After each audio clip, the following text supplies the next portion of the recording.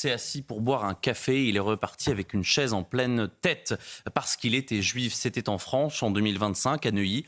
En plein jour, un rabbin est violemment frappé à la tête alors qu'il prend un café en terrasse. L'agresseur est un Palestinien en situation irrégulière. Le mobile est limpide. Pourtant, comme à chaque fois, on invoque la folie, le fameux déséquilibré, une formule refuge devenue automatique pour ne pas affronter le réel. Mais le réel est là. Agresser un juif aujourd'hui n'a plus rien d'exceptionnel. Il suffit d'un signe, d'une kippa, d'une étoile ou d'une barbe pour qu'un homme devienne une cible. Elie Lemel n'en est pas à sa première agression. Une semaine plus tôt à Deauville, il avait déjà été frappé par 3 individus. Juste la haine brute, celle qui surgit quand on sait qu'elle ne coûte rien, parce qu'elle s'installe, parce qu'elle devient intolérable. Ce n'est plus un antisémitisme honteux. C'est une haine décomplexée qui frappe à visage découvert à la lumière du jour. Il y a 20 ans, ces agressions se faisaient en douce. Aujourd'hui, elles se font avec assurance. Et ce qui glace, ce n'est plus le choc, c'est qu'on s'y habitue. Mais jusqu'où faudra-t-il descendre, Jules, avant de dire les choses sans trembler, pardon ? Eh bien, ce n'est pas un cauchemar, c'est une atmosphère, ce climat antisémite, une chape de plomb, le sentiment diffus mais tenace, que les juifs doivent se faire discrets, baisser les yeux, cacher les signes, éviter certains quartiers, changer de prénom sur les boîtes aux lettres et surtout ne pas trop en parler. Les chiffres sont là. Plus 340% d'actes antisémites en Ile-de-France, 1570 recensés en 2024, un bond, une lame de fond, mais le plus glaçant, ce n'est même plus finalement la violence, c'est l'indifférence, cette prudence molle des institutions, ce silence poli des partis politiques, la frilosité médiatique qui transforme l'indicible en disciple. Quelques tweets, des condamnations et puis ces rideaux. L'antisémitisme est devenu un sujet miné que l'on manie au bout des gants. On les recouvre de slogans antisionistes, on l'enrobe de discours tiers-mondistes, on le travestit en colère sociale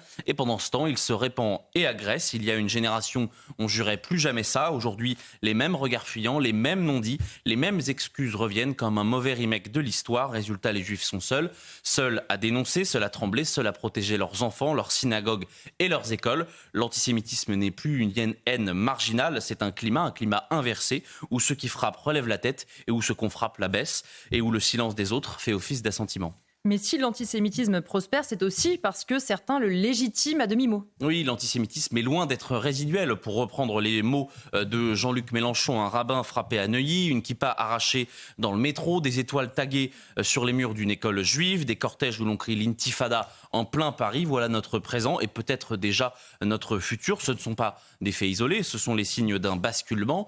L'antisémitisme n'est plus seulement toléré, il est parfois promu. Il a ses relais, ses mots et ses visages familiers depuis le 7 octobre 2023, depuis le massacre commis par le Hamas en Israël. Une bascule s'est opérée.